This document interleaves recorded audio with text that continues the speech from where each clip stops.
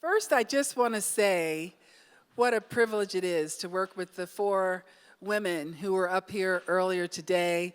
I joined the team, as I said, about 6 weeks ago as CEO, and to have a ready, built-in, pool of experts with such amazing backgrounds and expertise to lead the various pillars for our organization, and Hillary, of course, to be leading external affairs. It's really a privilege and something really special for the U.S. Center for Safe Sport. And it's one of the things I'm most impressed by as a new leader coming into the organization. We have almost 150 staff people, and each of them is as remarkable as the four women that you heard from earlier. So yes, very privileged, very excited to have this role, but just, sometimes you get into a new organization and you're like, okay, got to clean house here or clean house there, and that's just not the case with the U.S. Center for Safe Sport. Everybody's so passionate about the mission, but equally so, especially qualified for their roles. And so thank you very much to the four of you for the great presentation.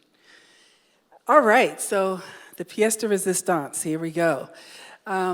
It's very rare indeed to have six Olympic and Paralympic athletes on a panel at one time. I mean, this is pretty remarkable, yeah.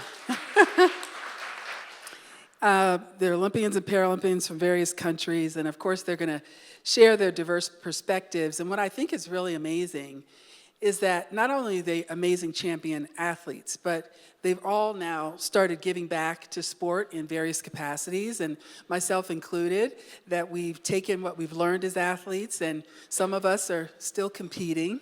I see Brad at the end of the line here. But for the most part, we are now pouring that knowledge and that experience into our work off the playing field as well. So first, to my left, we have Diana Bianchedi. Good. She's Chief Strategy, Planning, and Legacy Officer for Fondazione Milano Cortina 2026. She's the Deputy Vice President of the Italian National Olympic Committee, and she's an Olympic gold medalist in fencing from Italy. Please welcome Diana. We have Martina Caironi. She's a Legacy Specialist for Fondazione Milano Cortina 2026. She's a member of the IPC Athletes Council. She's a Paralympic gold medalist in my lovely sport of track and field, also known as athletics internationally, and she's from the country of Italy. Welcome. We have Mitch Gourley next. He's a National Systems Lead for the Para Unit at the Australian Institute for Sport, and he's a Paralympic athlete in alpine skiing from Australia. Next, we have the birthday girl, April Holmes, Board Chair Emeritus for the U.S. Center for Safe Sport, Paralympic gold medalist, again, in track and field for the United States. And last but certainly not least, we have Brad Snyder. He's a member of the IPC Governing Board. He's a Paralympic gold medalist in swimming and paratriathlon. And in fact, he's the first American to win either Olympic or Paralympic to win gold, individual gold in triathlon. So amazing. Great to have all of you here this morning.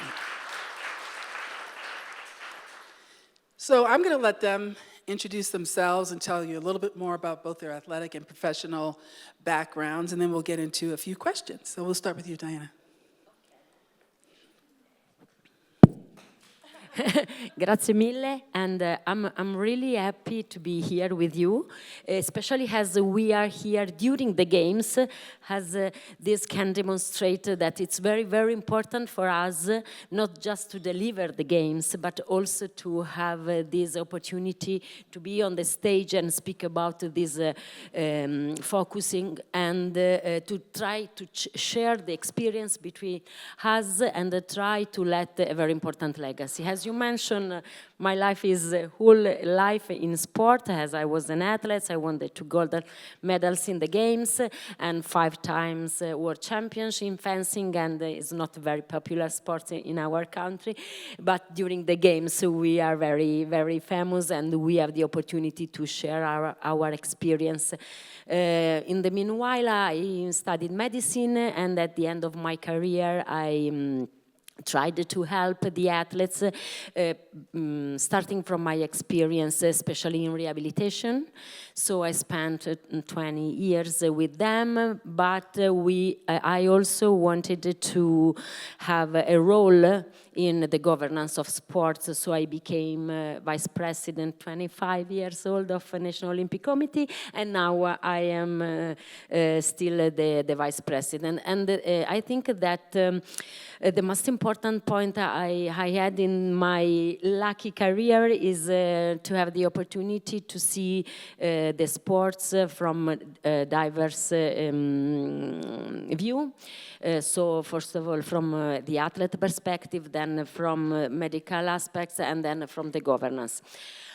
And I took this experience also coming in the bid. I was the general director of the bid of these games, and then the chief strategy planning and legacy officer. Some quite difficult job title, but just to demonstrate that we wanted to leave something after these games.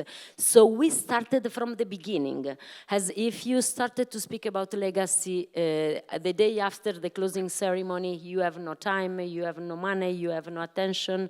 Instead, if you start at the beginning, you can create a relationship with our partner. For example, when we started to sign the agreement with some partners, we put in this agreement some points relating the women empowerment with the educational tools, and in this way they are very open to be with us to create the games with some points that they have never forget. And I think that this model of legacy is very interesting as you involve the territories in the partners, the sport movement, starting from the beginning. And now that we had successful games, they are all with us. So we spoke a few minutes ago with Martina. We said, don't lose 1 hour after the closing ceremony, go to them.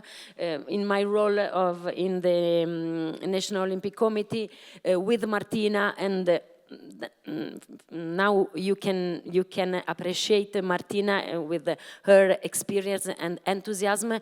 And we really wanted to have inside the company, inside the organizing committee, some athletes, both from Paralympic and Olympic Games, as they can share the experience, but also the model. When you can see in the desk with in the desk sharing with you a person like Martina with a number of medals that we every time we forget some medals from Martina, as there are too many medals, but she started with come si dice umiltà? Humility, with a wanted to start a new job, learn something more, near to you. I think it's the first way to share a model. So she was in the top in our sport movement, but she had to start a new role, a new job, and she fought every day to learn, and this is the first important thing that we had. The second point is we came from Paris, the most balanced games ever. We didn't reach, causing some rules of International Olympic Committee, just 47. But for us, it was very important to share that the organizing committee have a perfect balance. So we make every year a JD assessment, and we reach at the end 50% women and men. And this helped us also to force in the training with our 20,000 volunteers and 5,000 workforce to have a lot of training moment to speak about this. So we didn't speak just about how to prepare the venues, how to manage issues, but in every moment of training we had some points related to safeguarding, how to approach disability, and also, let me say, just a few days before the opening ceremony of Paralympic Games, we call all of them, we make some example, as we didn't want to speak about only accessibility, but first of all, welcoming. So we had this opportunity to speak with all of them. The last point I wanted to mention is that yesterday morning, we had a meeting and we signed a new MOU with the national entity against hate crime. In the morning, a wonderful moment with Martina and the schools, and in the afternoon with the media, as we have to take the opportunity of these games to speak about this and then to create the intangible legacy for our country. Thank you.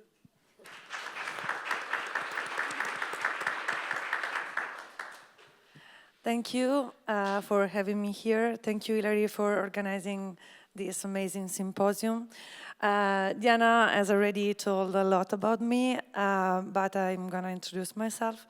I'm a former Paralympian now, and I became a Paralympian after an accident that I had at the age of 18. So I lost my leg, and I can say that I could have a new opportunity in life. So I used to be a sport woman, and I decided to continue to be a sport woman. And I found myself an athlete. I became professional only in the Paralympics, not as able body, I would say. So losing a leg was hard, of course, but it gave me as I said, an opportunity to change my point of view in life.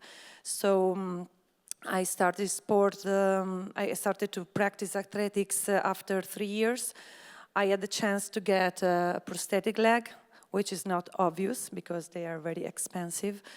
And from them I started in 2010 my career, which ended in 2024 after Paris.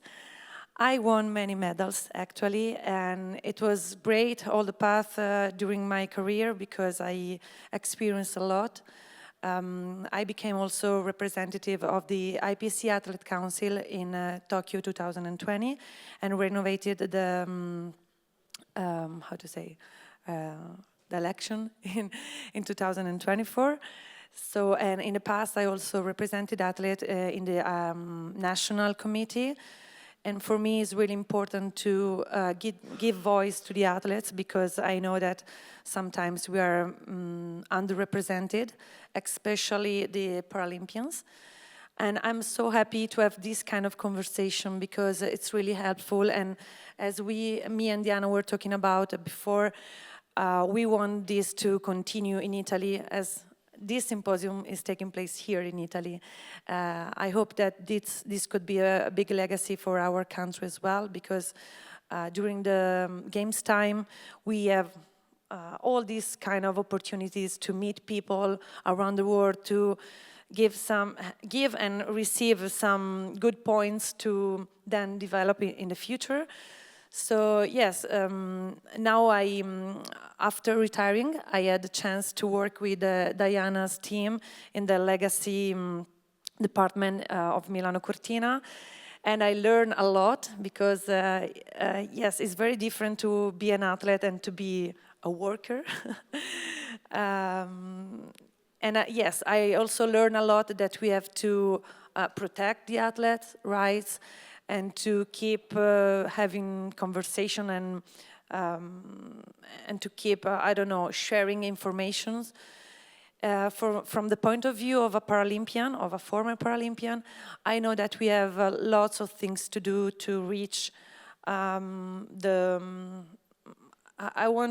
won't say the same level of the Olympians, but I won't mean to reach the same consideration and the same attention to many things, like also the safeguarding. So I pass the microphone to Mitch, who is also member of the IPC Athlete Council, and he's an English native speaker.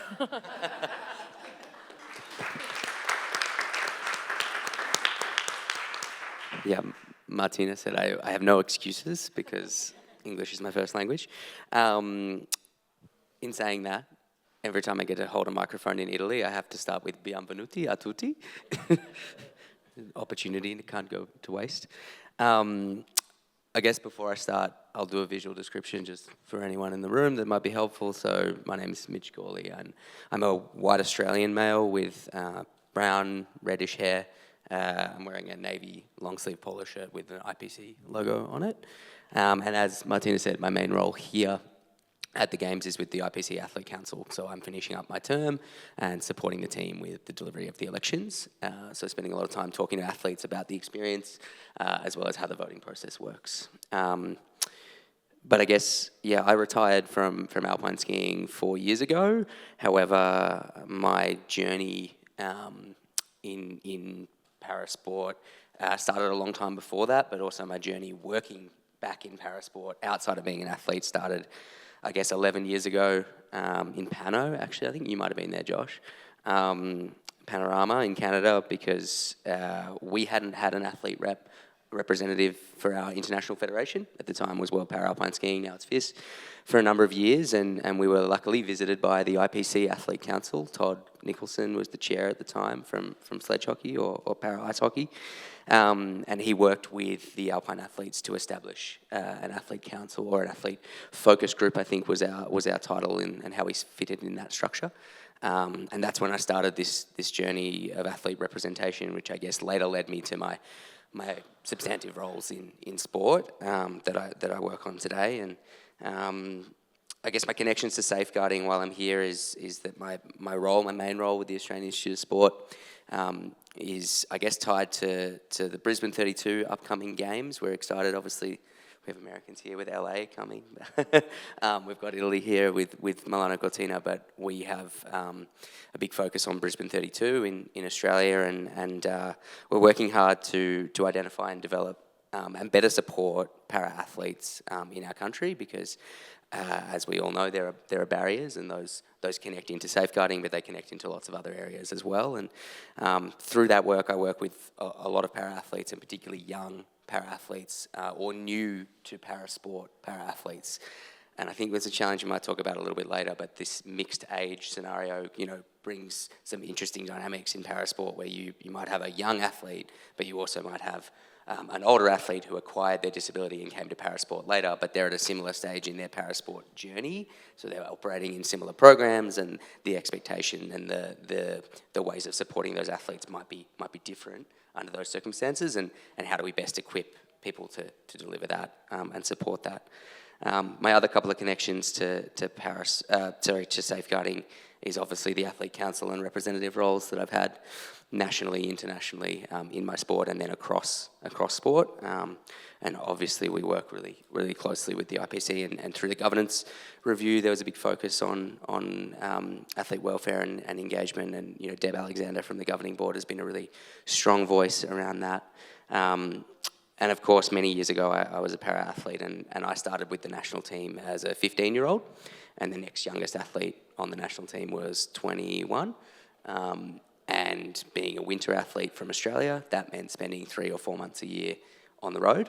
And probably, we'll talk about it later, but we probably didn't quite nail the safeguarding processes at that time. I was very fortunate to have a beautiful team and an incredible set of role models, and I took so much from that experience. But I don't think these days, the risk profile around putting a 15-year-old on a plane with a bunch of adults and saying, see you in 4 months, is something that we need to work on, right? Because we can see that the outcomes that are possible with that type of approach. And I guess before I pass over, probably the only other thing I wanted to say was, I guess I think a lot in this role and in putting back into parasport about the system we leave behind, right? We're only here for a really short time, a short time as an athlete, an even shorter time as an athlete, but also even our time in sport is short in the great history of sport and of parasport. So how do we kind of, understand our own irrelevancy in that space and work for the greater good and work for what is going to leave a legacy and a real change in the system, as opposed to, what can I do and what can I do in my moment? What can we leave behind?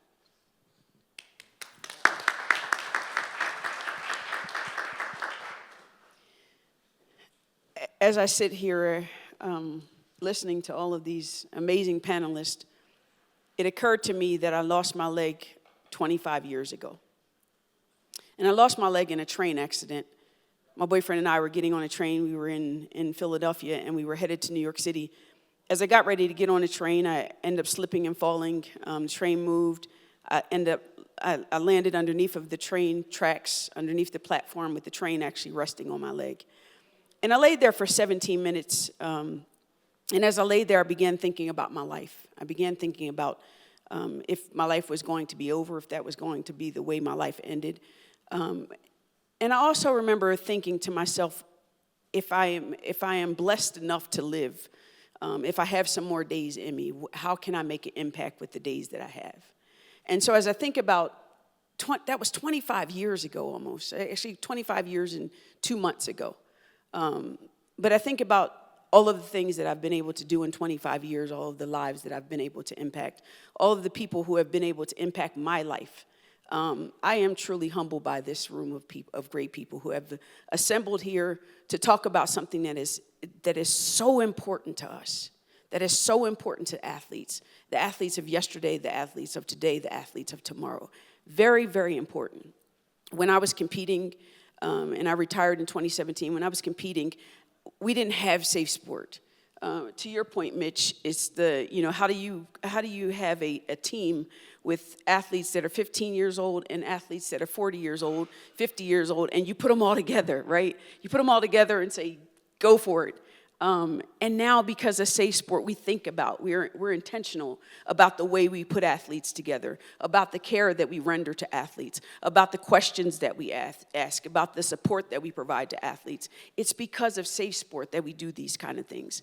And so a few years ago, I was asked to be on the board at SafeSport, and my initial thought was, no, I don't want to be involved with those people. They always talk about bad things, right?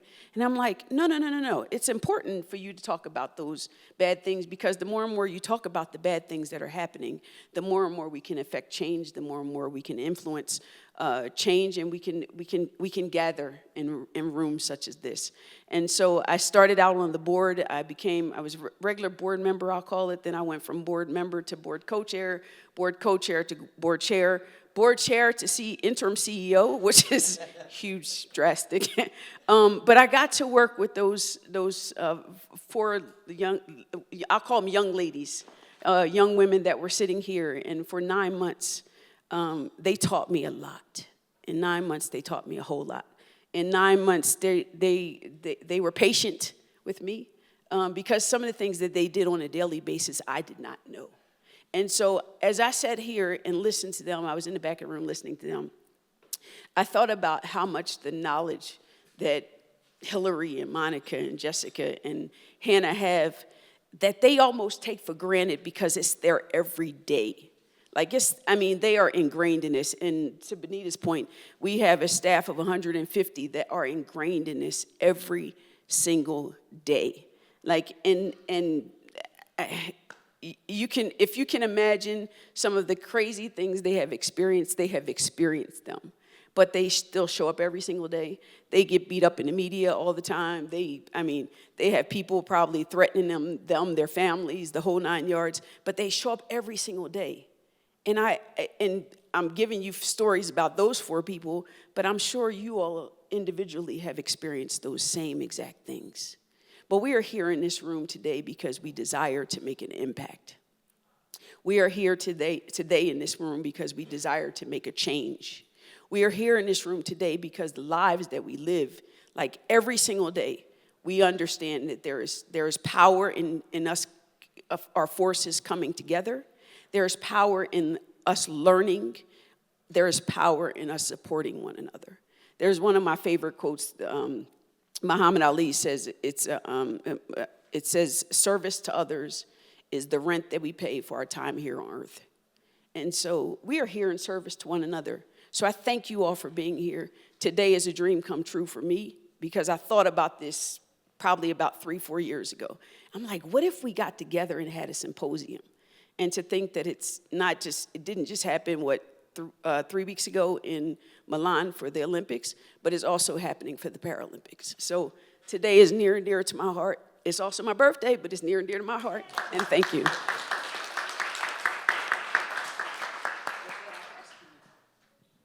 I don't know who sat me here, but that was a mistake. I should have been there. I want to just start off by thanking Swiss House and the SafeSport team for hosting this really important event amongst what is one of the greatest games that we've ever seen, to have a really important conversation about safeguarding sport. And like Mitch, I grew up in sport as an able-bodied swimmer with none of this in our sport. Didn't really think much of it until much, much later. And my vantage point into safeguarding sport came from, I joined the U.S. Olympic and Paralympic Committee's Board of Directors in 2019 as the center was getting its footing, and we've had the privilege and then the responsibility of working together to work through some significant challenges and getting to where we are today. And I think none of us will say that we've got it all figured out, but we've definitely learned a lot in 9 years. And I think I just want to dial in on, I'm constantly, I'd use the word haunted, I think, by that number 9,000 per year, 1,100 per month of the reports coming into the center. And there's a variety of ways we can look at those numbers. A lot of us want to see those numbers go down as a metric of success, making that transition from compliance to cultures that are safe for our athletes.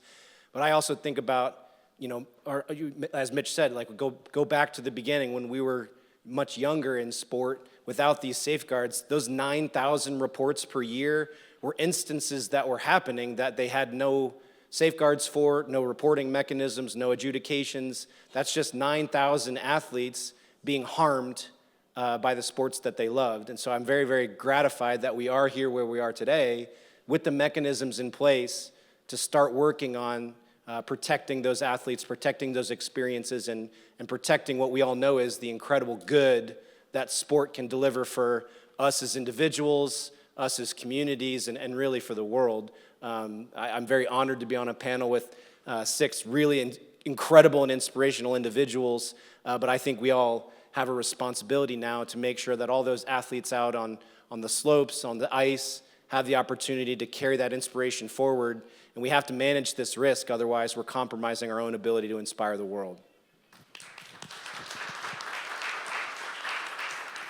I warned y'all that these are some amazing folks, and now you've heard from them directly. I was inspired by both April and Brad, well, all of them, that my personal mission is to help people and organizations win gold medals in life and business. And I can't think of a better way to do that than through ensuring the safety and support of athletes and their well-being throughout the American sports culture, and now, of course, extending to the international sports culture. It's a really important mission of the center.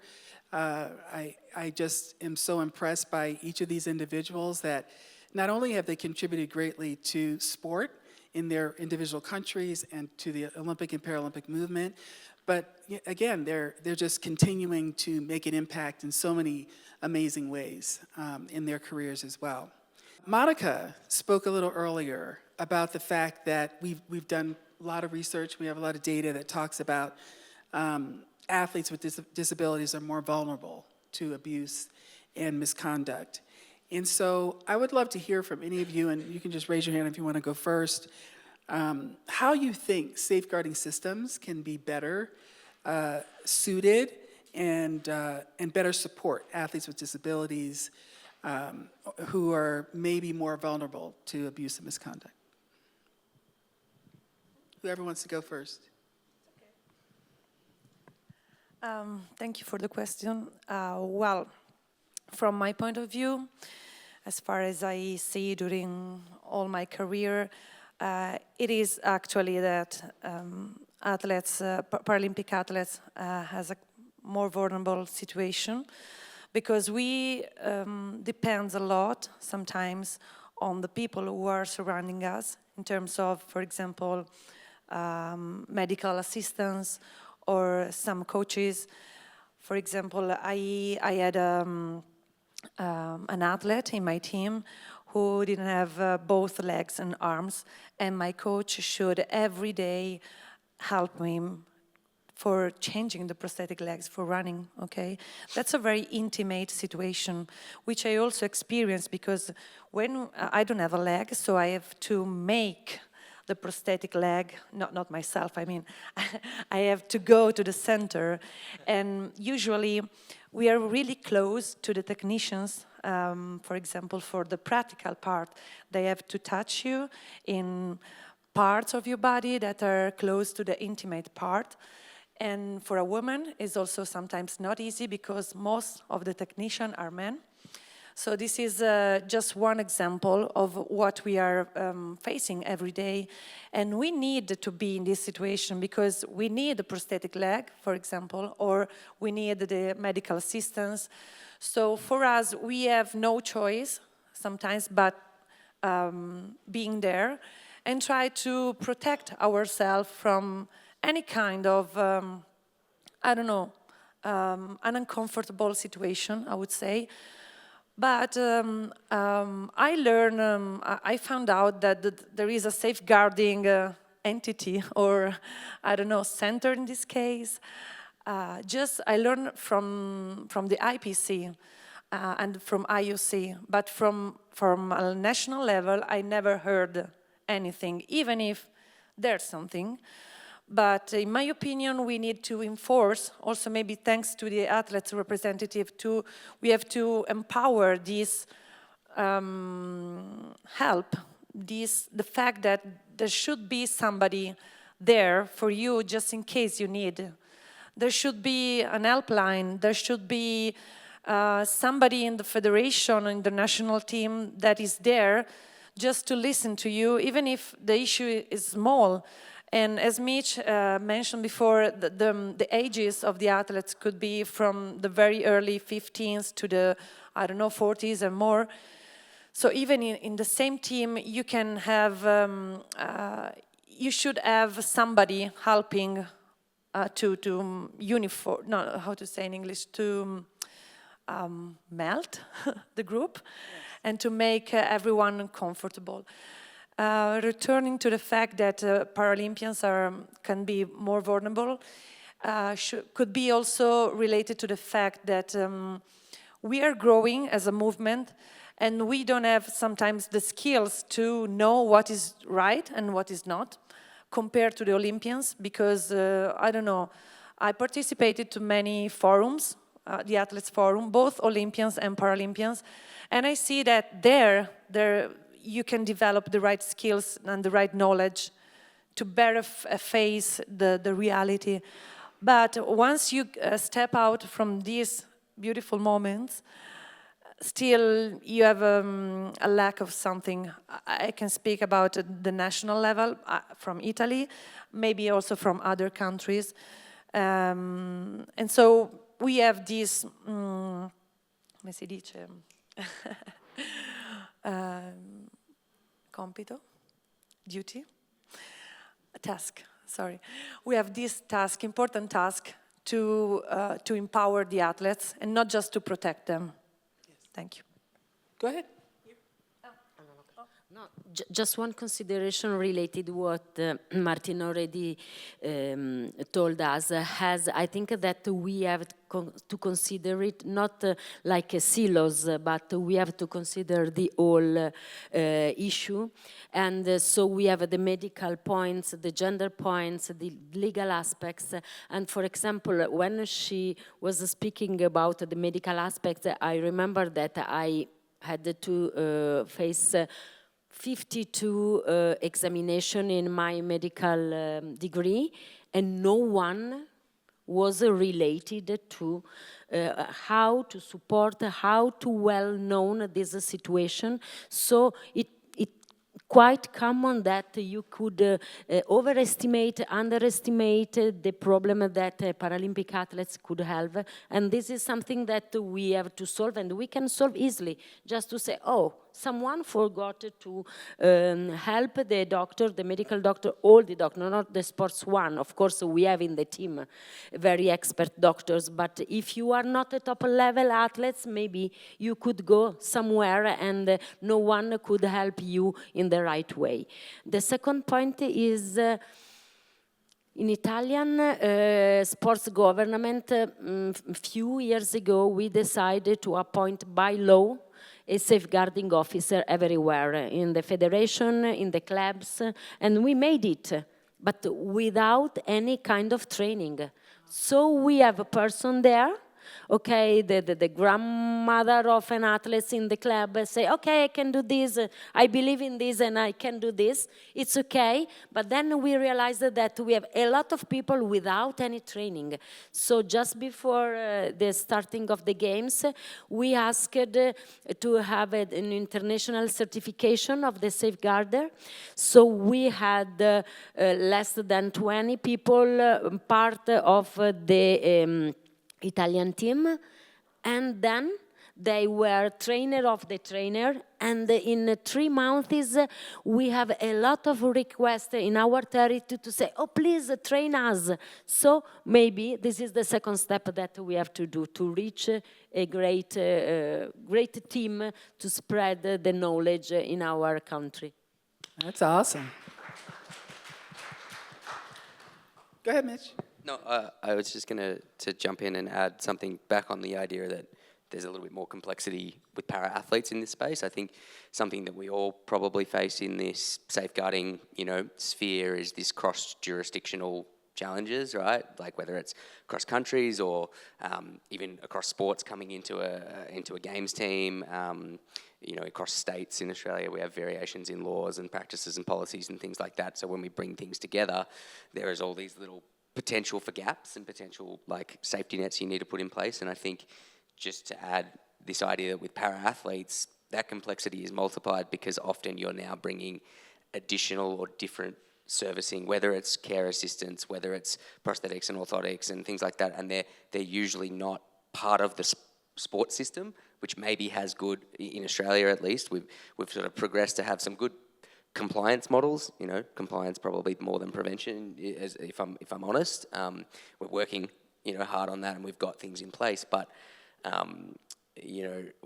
there's levels of mandatory training and things like that. But that's only if you're a member of a team or a sports staff. So the people who are tangential to it aren't really members of the federation.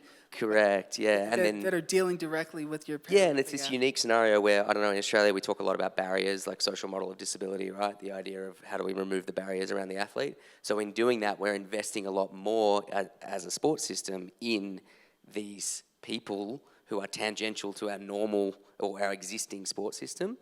But with that brings new risk because we bring people that aren't, contractors, one-off, whatever else. Over time, we can build it, we need to work on how we manage this risk, but it's like this interesting challenge where sometimes by bringing additional or different types of support into the system to reduce barriers to performance and to progression and to whatever else, we introduce a new safety risk. And so how we mitigate, how we do those two things together, right? We reduce the barriers without unintentionally reducing our controls around safety and our the effectiveness of our practices in that space is a really interesting challenge for para. Okay, thank you. Okay. So one of the things I think about even as an amputee is, and you alluded to this, is how often someone, i.e. my prosthetist, has an intimate access to me. And until you put yourself in the shoes of an amputee, or until you put yourself in the shoes of someone with a disability, you don't necessarily understand the culture. You don't necessarily understand what they endure every single day. And so part of this is us understanding the culture, us being around the culture, us asking questions about the culture, us seeing those things that are somewhat normalized in the culture, but the question is, should they be normalized? Should this not change? Should there not be other alternatives? Not too long ago, I was having a conversation with a friend of mine, and she works in wheelchair basketball, and she shared with me that there are times when they're playing. As a coach, you're saying, okay, I need this team to go from, they're reversible jerseys. And so she said, there are times I want a player to go from one jersey color to another jersey color so I can make the two teams that we're playing against to make them even. And she said, and so we're so used to saying, hey, switch out your jersey, turn your jersey inside out because I need you to go to red instead of blue.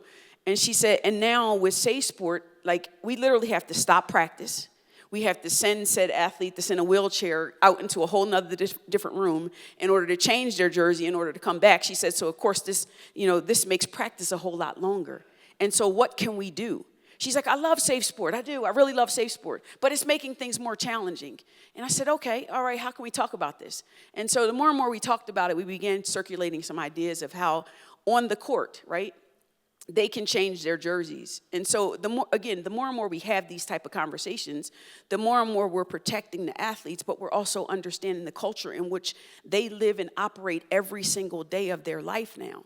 It's like, I don't know too many people that have a disability who actually chose to have a disability. But I'll say we as able-bodied people, not that I'm able-bodied, I consider myself sometimes, but whatever, anyway. And some people in the Paralympic community, they think that people who are amputees, they're like, okay, you all are not disabled, whatever. But anyway, it's just bias, whatever, anyway. But it's how can we continue to have the conversations, but how can we understand the culture so that these conversations that we're having are more productive as we move along, as opposed to saying, okay, well, just go do this, or you just go over here, because I'm asking you for assistance, that does not give you permission to assist yourself with my body. It's up to me. But the more and more we understand that, yes, there are athletes who need to be transferred, who need assistance in being transferred. But how do you grasp that athlete from one chair to move them to another so that they can participate in sport? How do we do this in a more effective, in a more transparent, in a more safe manner? And again, the more and more we have these conversations, the more and more we understand the culture, the better we are at creating those policies and procedures that can really help those athletes with disabilities and not make them feel like they're being violated, or not make them feel like they're less than because they need assistance moving from a day chair to a race chair, or so on and so forth.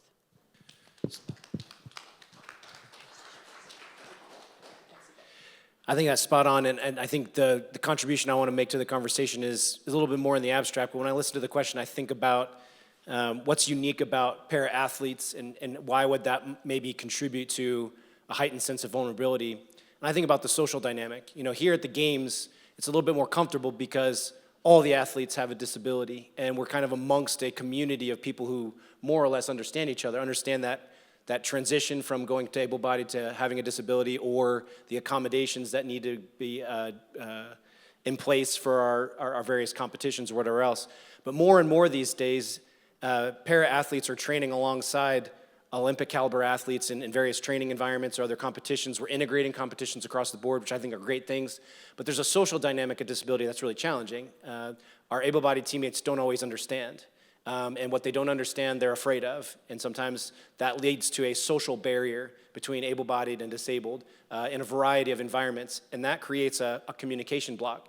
And as the first panel talked about moving from a state of compliance, those tick boxes of do you have these particular measures in place, to a culture and an environment that's truly safe for athletes. Those athletes need to trust their coaches and their teammates. And everyone needs to have a sense of vigilance about safety and the willingness to speak up for each other. And unfortunately, I think that barrier between abled and disabled can be a barrier in that way. And I think the solution is just what you were saying, in a slightly different dimension, conversation. Having those difficult conversations, being open about our disability and its challenges, and maybe making a joke about it or here or there, so that everyone starts to feel comfortable and we can build that trust with each other, that teamwork dynamic, and move towards a culture that's safe, as opposed to just compliance measures that we can hold people accountable. Does that make sense? I can relate to what several of you were saying, and even you, Martina, were saying that even you just stopped competing 4 years ago. No, 2 years ago. And yeah, 2 years ago.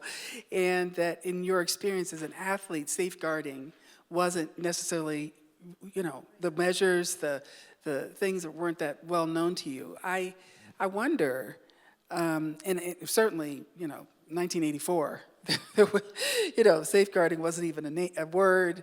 SafeSport didn't exist, obviously. And April and I talk about this all the time in the sport of track and field, particularly in the United States. I was chief of sport at USA Track and Field, and I implemented the first SafeSport program there when I was chief of sport. And it was a huge barrier to get those coaches to understand why it was important to do the background checks, what the code of conduct really meant, how they lived that every day to abide by that code of conduct, what kind of relationships were prohibited or discouraged. And so I just wonder, from an athlete's perspective, what barriers have you seen? If you think about your time as athletes, but also now, serving on these international organizations or national federations, et cetera, what barriers do you see, both practically, just in your kind of day-to-day, or an athlete's kind of day-to-day training and competition and all that, but also kind of from a culture standpoint? I think, Brad, you spoke to that a little bit, about the distance, if you will, between able-bodied and disabled athletes. But I want to, what are kind of practical things, what barriers do you see, and how might you overcome them? But culturally, what do we need to change? How do we need to evolve in order to better keep athletes safe? I mean, it's probably worth calling out, as a starting point, I guess, the diversity of resource and maturity, like globally around this. We sit in a pretty privileged position sitting up here as like come off the back of some horrible things, right? But like Brad said, 9,000 reports is 9,000 things that were happening that weren't getting reported. But Australia, the US, Italy, we're developed countries, we're developed parasport nations. We have a clear mandate around this stuff. But I guess one of the biggest challenges that I see in this global conversation, which I think is why it's great that we're coming together, is who's not in the room today, right?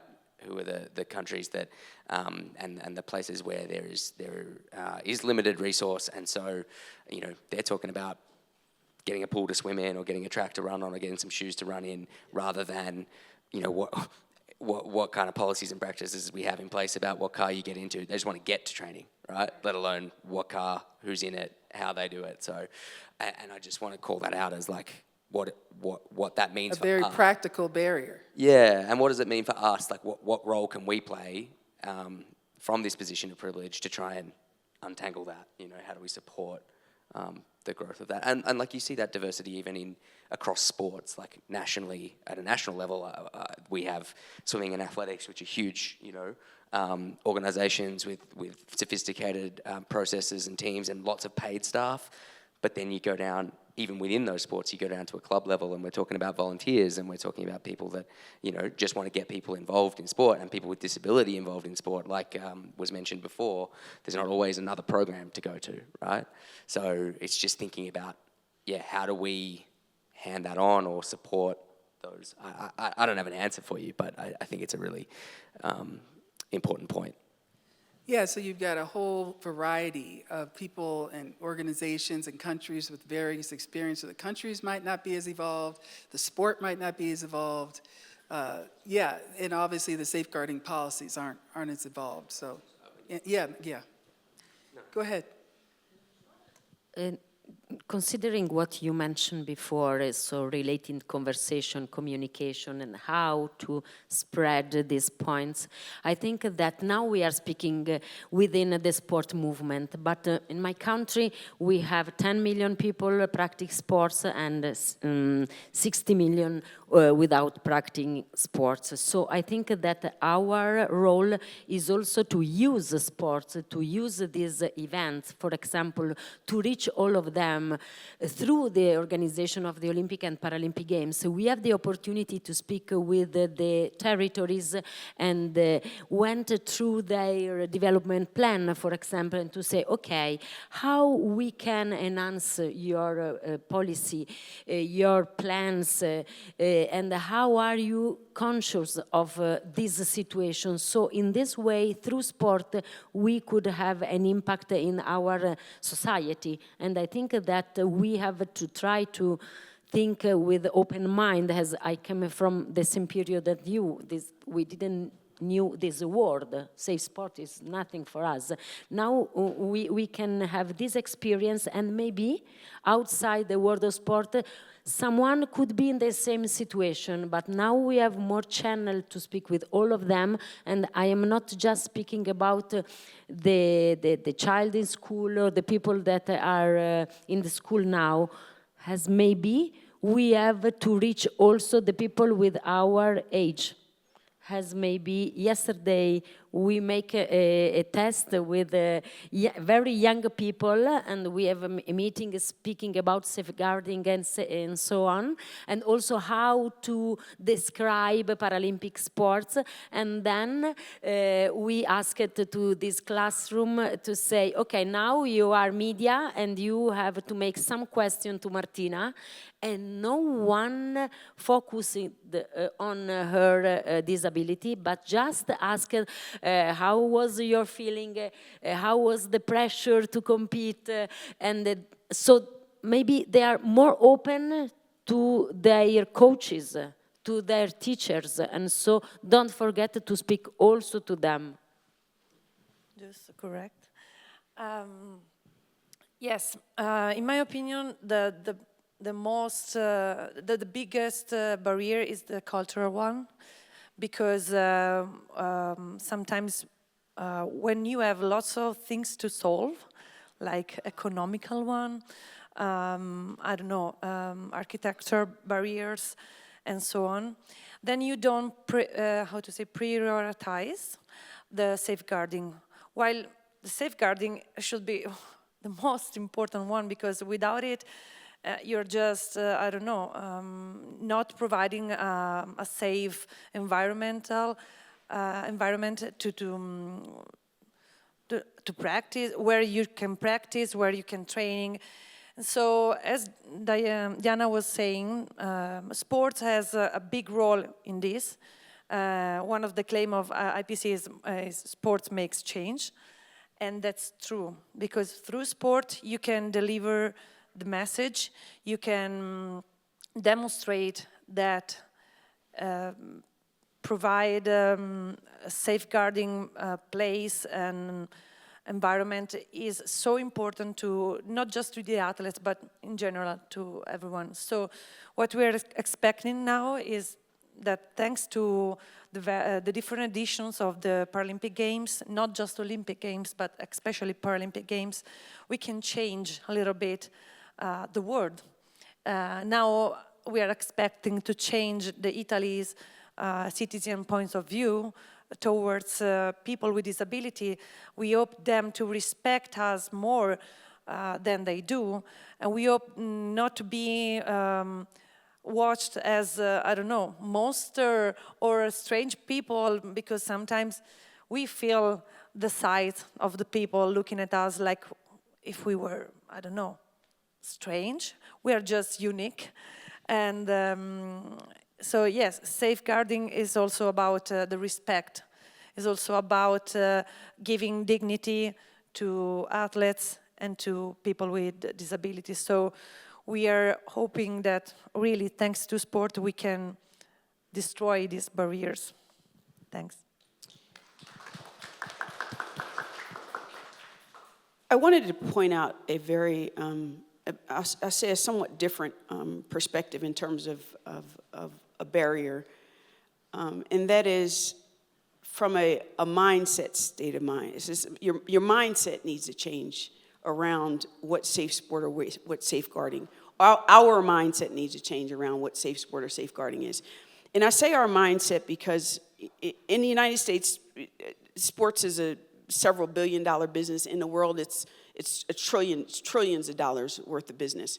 And I think about how many people I watched even from the back of the room. As Jessica said, the United States, we had over 9,000 cases of sexual, emotional, physical misconduct that happened. That's only Olympic and Paralympic sports in the United States. That doesn't encompass our youth sports programs. That doesn't encompass our collegiate sports programs. That's just 9,000 just Olympic and Paralympic sports. And so when I see people cringe, I say to myself, what made them cringe?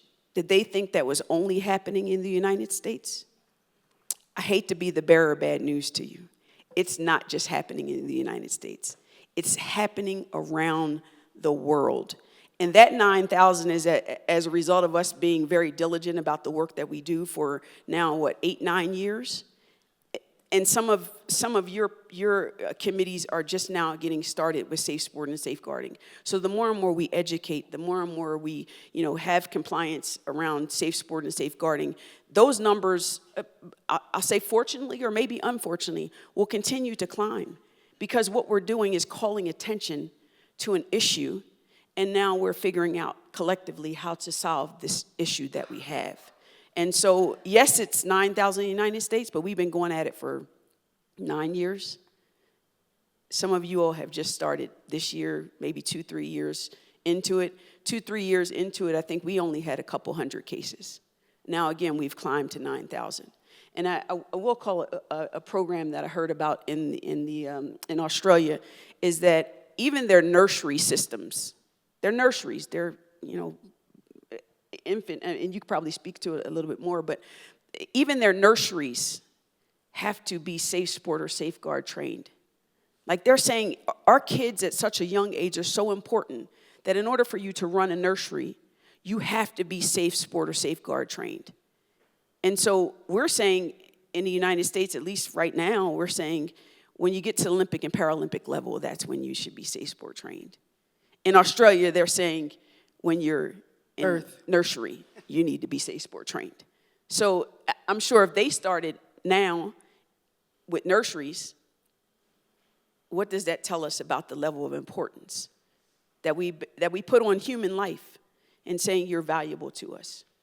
And how will those numbers continue to climb globally the more and more people like us are sitting around talking about, not just talking about SafeSport and safeguarding, but doing something about SafeSport and safeguarding. So I think from a mental standpoint, our mindset needs to shift around. This is not a U.S. problem. It's not just a U.S. problem. Not just the United States has 9,000 cases. Instead, this is a global issue that we globally need to work together in order to help change the culture, in order to affect change, in order to make the world a better place. And that's how we make impact. I think the culture change that we're all talking about really starts early and often, you know what I mean? And, Nelson Mandela used to say, sport has the power to change the world. And I think safeguarding, and that word is great. We use SafeSport because we're very specifically focused on sport.